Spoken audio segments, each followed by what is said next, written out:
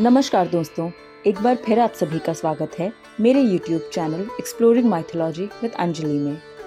दोस्तों, आज मैं जिस कथा का वाचन करने वाली हूँ वो मेरे लिए कुछ विशेष है। उसका कारण ये है कि इस व्रत का महात्म्य समझे बिना ही मैंने इसकी शुरुआत की थी और तभी मैंने अपने जीवन में इसका सुखद परिणाम पाया था। इस कथा का नाम है श्री वैभव लक्ष्मी व्रत कथा। दोस्तों, यह व्रत वैसे तो बहुत सरल है, किंतु एक सबसे बड़ी जो इस व्रत में अनिवार्यता है वो है मन की निश्चलता। यदि हम निष्पाप मन से व्रत करें तो अनजाने में हुई त्रुटियों को माता वैभव लक्ष्मी अवश्य क्षमा कर देती हैं और बिना पूर्ण मन और श्रद्धा भाव से तो हमें जीवन के किसी भी कार्य में सफलता मिलना कठिन ही है। और क्योंकि यह कथा थोड़ी बड़ी है तो और बातें ना करते हुए मैं इस कथा का वाचन आरंभ करती हूँ। दोस्तों, ये कथा मैं जिस पुस्तक से पढ़ रही हूँ वह मेरे पास पिछले कई वर्षों से है। इस पुस्तक का नाम है श्री वैभव लक्ष्मी व्रत महात्म्य। यह आपको किसी भी बुक स्टोर से आसानी से मिल सकती है। तो दोस्तों, कथा का प्रारंभ करने से पहले मैं इस व्रत के कुछ नियम बताना चाहूंगी जो इस पुस्तक में दिए गए हैं। सुख, शांति, वैभव और धन संपत्ति की प्राप्ति के लिए यह व्रत भक्ति भाव से करें। इस व्रत के करने से आर्थिक प्राप्ति विपुल मात्रा में होगी, अटके हुए कार्य सरलता पूर्ण होंगे और सभी कार्य, सभी सदिच्छाएं सिद्ध होंगी। इच्छित वस्तु प्राप्त होगी, गृह परिवार में सुख शांति स्थापित होगी। इस प्रकार यह व्रत शुभ और लाभ की ओर ले जाने वाला है। सौभाग्यशालिनी अर्थात विवाहिता स्त्रियां यदि यह व्रत रखती हैं तो उन्हें उत्तम फल प्राप्ति होती है। कुमारी कन्याएं भी यह व्रत रख सकती हैं। पुरुषों को भी यह व्रत रखने से शुभ फल प्राप्त होते हैं। यह व्रत नितांत सरल है, केवल शुक्रवार को ही यह व्रत रखना है। व्रत का संकल्प करते समय 11 या 21 शुक्रवार निर्धारित करें। निर्धारित शुक्रवार पूर्ण होने पर समारोह के साथ उद्यापन करें। पवित्र भाव से और श्रद्धा पूर्वक यह व्रत करें। मन ना मानता हो या व्रत करने में जी न लगता हो तो यह व्रत ना करें। एक बार यह व्रत पूर्ण होने पर उसका संकल्प छोड़कर फिर से नया व्रत शुरू कर सकते हैं। किसी कारणवश एक शुक्रवार को यह व्रत ना कर पाए तो अगले शुक्रवार को करें। केवल उस शुक्रवार को निर्धारित संख्या में ना गिने। किसी शुक्रवार को जब आप घर पर ना रह पाएं, कहीं यात्रा में हो, तो भी उस शुक्रवार को छोड़कर अगले शुक्रवार से व्रत कर सकते हैं। जितने शुक्रवार व्रत करें उतने शुक्रवार पूर्ण करें। यह व्रत किसी विशिष्ट महीने में ही करना चाहिए, ऐसा भी नहीं है। किसी भी शुक्रवार से यह व्रत शुरू किया जा सकता है। व्रत के दिन उपवास करें। रात को परिवार के साथ मिष्ठान भोजन करें। अन्य कोई उपवास ना हो तब भी शुक्रवार का व्रत उसके साथ करें। चाहे तो रात्रि भोजन भी न करें। उपवास करना स्वास्थ्य को अनुकूल ना लगता हो तो ना करें।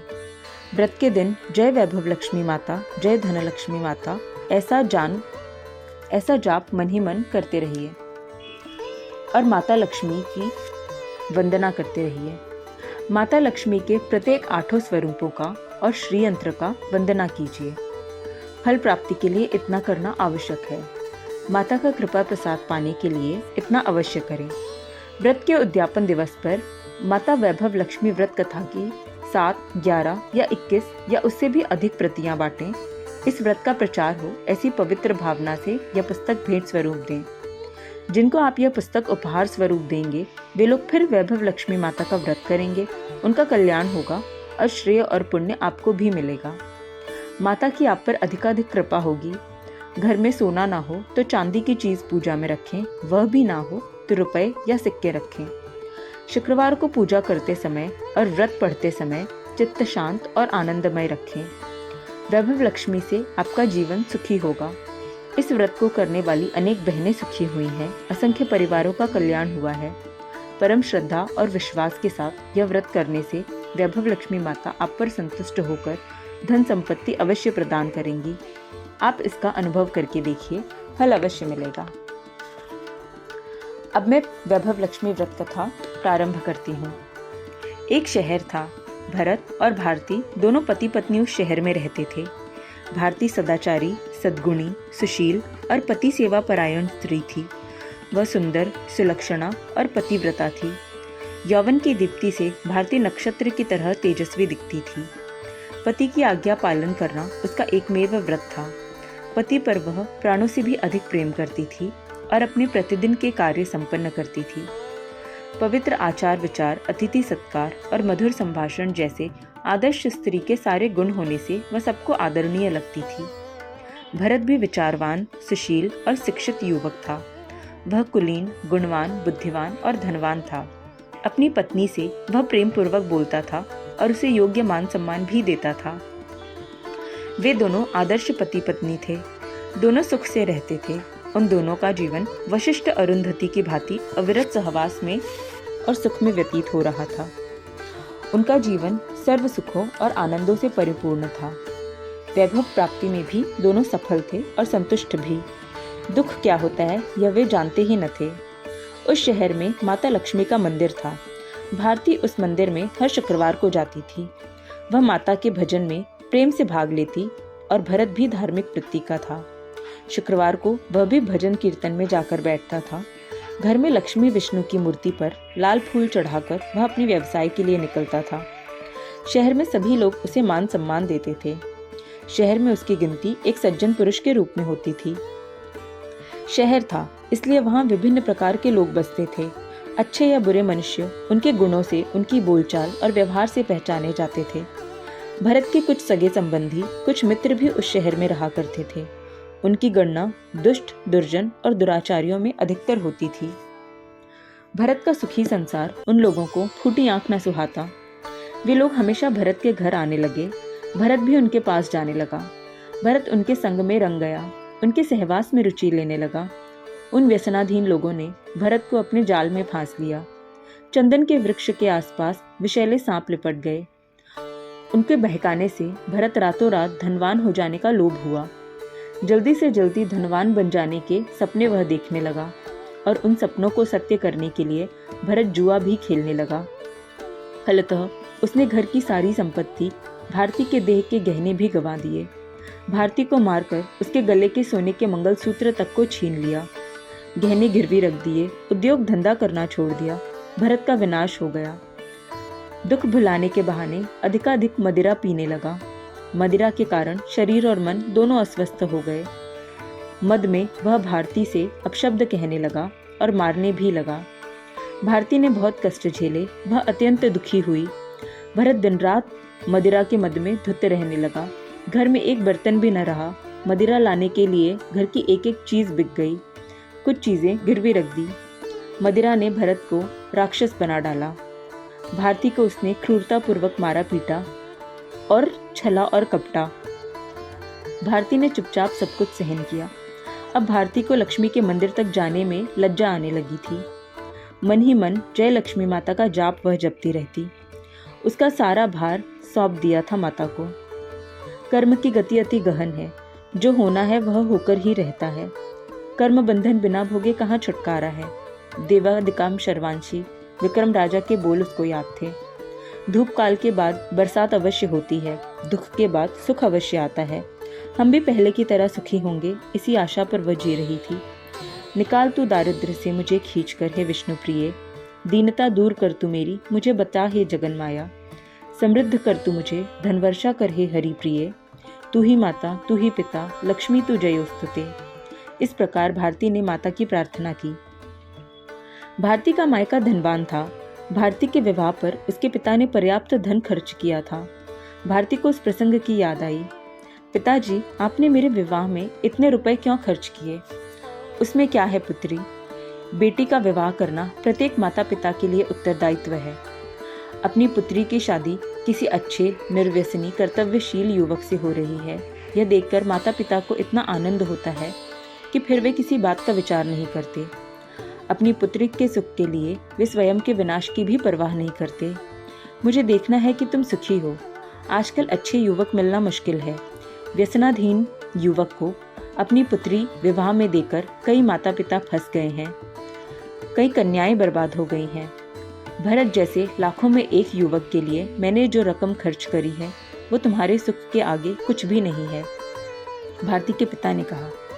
अपनी बेटी की भरत ने जो दुर्दशा की है उसे जानने पर पिता को जबरदस्त आघात लगेगा। इससे उनकी मृत्यु भी हो सकती है। ऐसा सोचकर भारती अपने मायके न गई। भरत उसे मायके जाकर पैसे लाने के लिए कहने लगा। भारती ने मना किया तो उसे निर्दयता से पीटा। दुष्ट बनकर वह उसे अपने घर से बाहर निकाल देने लगा। उसी समय उसके मित्र आए और भरत को ले गए। प्राण जाने पर भी वह अपना घर छोड़कर नहीं जाएगी, भारती ने ऐसा निश्चय किया। वह उपवासी थी।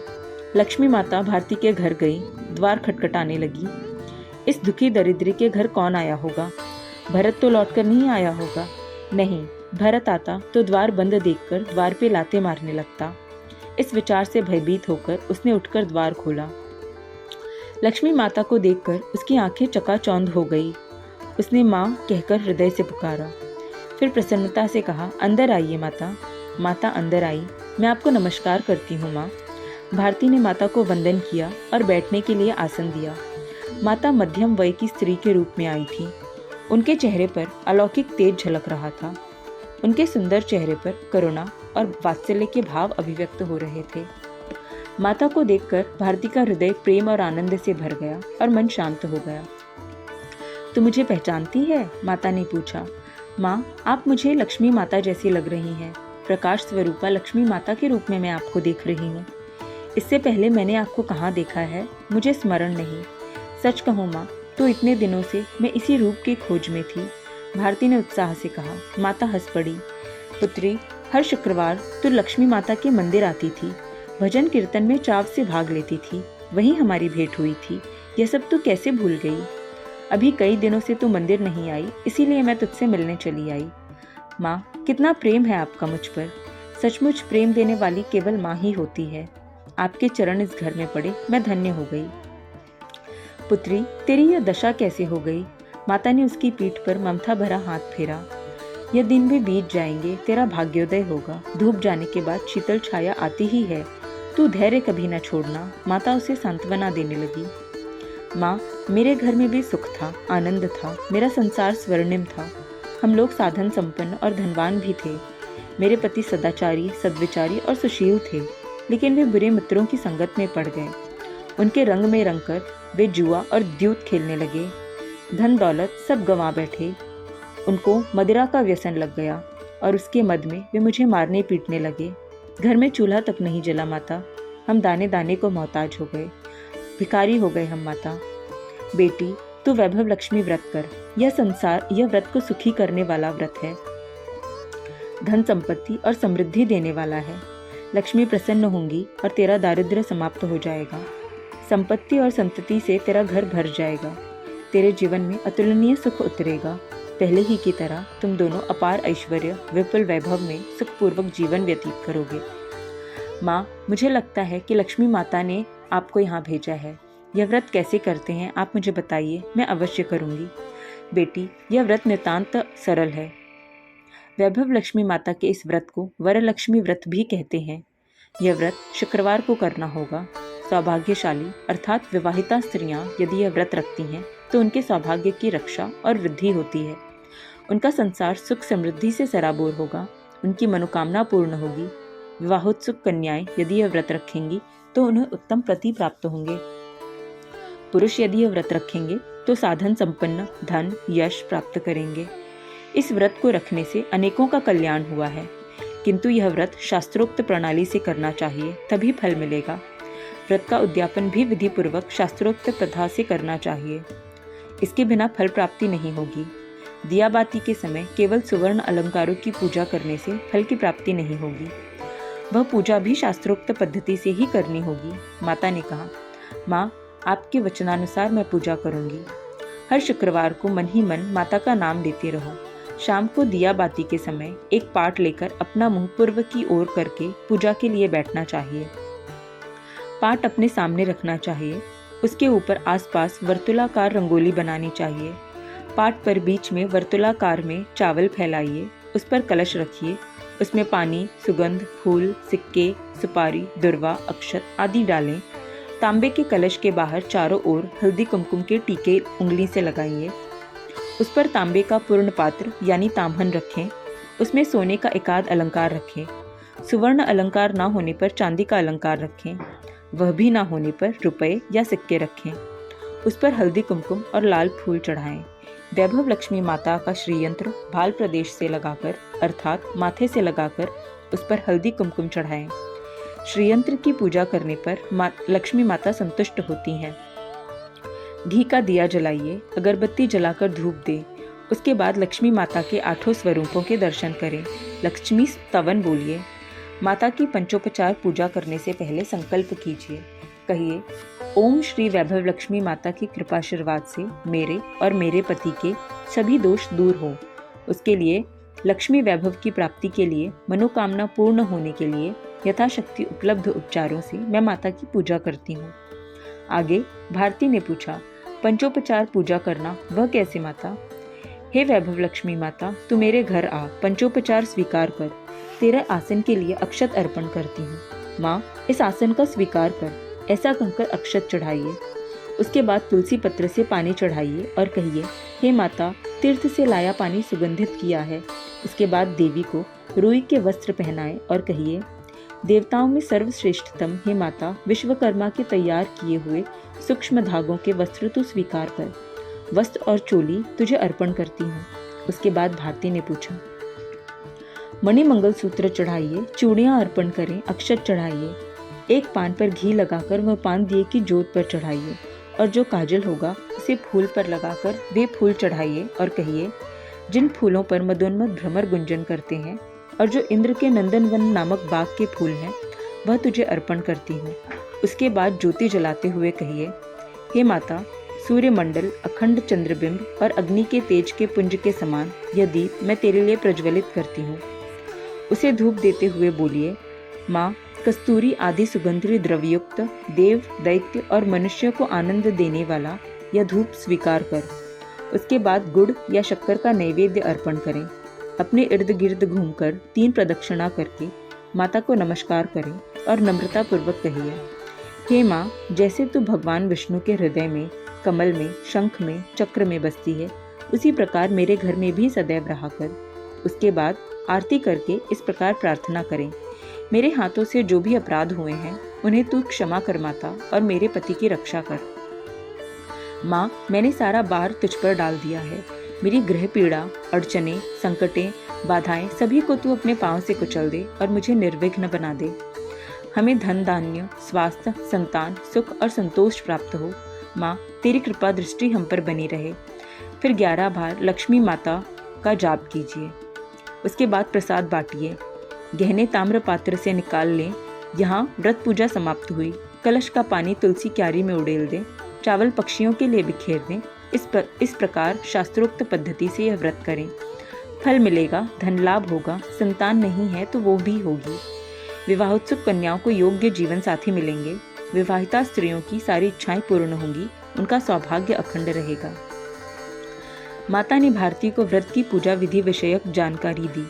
माँ, आपने वैभव लक्ष्मी व्रत की जो पूजा विधि बताई है वह तो मैं अवश्य करूंगी, किंतु मुझे यह बताइए कि यह व्रत कितने शुक्रवार करने चाहिए, उद्यापन कैसे करें, कृपया मुझे यह बताइए माता। वैभव लक्ष्मी व्रत माता का व्रत है। यह व्रत 11 या 21 शुक्रवार करना होता है। तो जितने शुक्रवार का संकल्प करेगी उतने शुक्रवार तक यह व्रत करना है। व्रत के अंतिम शुक्रवार को शास्त्रोक्त विधि अनुसार उद्यापन करना होगा। हर शुक्रवार को जिस प्रकार पूजा विधि करती है उसी प्रकार अंतिम शुक्रवार को भी पूजा करनी है। उस दिन खीर का प्रसाद करना है। व्रत के उद्यापन के दिन 7 कुंवारी कन्याओं को अथवा 7 विवाहिता स्त्रियों को निमंत्रित करें। उनको हल्दी कुमकुम के टीके लगाएं। उपहार स्वरूप वैभव लक्ष्मी व्रत की एक पुस्तक सबको देकर नमस्कार करें। उनको खीर का प्रसाद दें। उसके बाद धन लक्ष्मी, वैभव लक्ष्मी स्वरूप माता के चित्रों को वंदन करके हृदय से प्रार्थना करें, हे वैभव लक्ष्मी माता, मैंने भक्तिपूर्वक श्रद्धा भाव से जी लगाकर यह वैभव लक्ष्मी व्रत किया है। मुझे फल दें, मेरा कल्याण करें, मेरी सभी इच्छाएं पूर्ण करें, मुझे और मेरे पति को सुखी करें। तेरा व्रत करने वाले हम सभी को तू सुखी कर माता। जिनके पास संपत्ति नहीं है उन्हें धन दे, जिनके घर संतान नहीं है उन्हें संतति दे।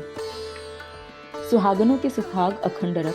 जिन कुंवारियों के विवाह तय होने में बाधाएं आन पड़ी हैं उनको योग्य पति मिले।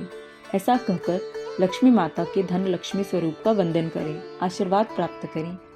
माँ से वैभव लक्ष्मी व्रत की जानकारी सुनकर भारती को बहुत आनंद हुआ। उसने माँ के सामने आंखें बंद करके मन ही मन संकल्प किया।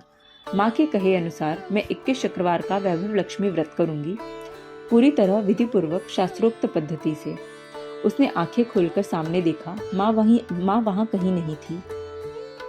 भारती को बहुत आश्चर्य हुआ। माँ अभी तो यहीं थी, कहाँ गई?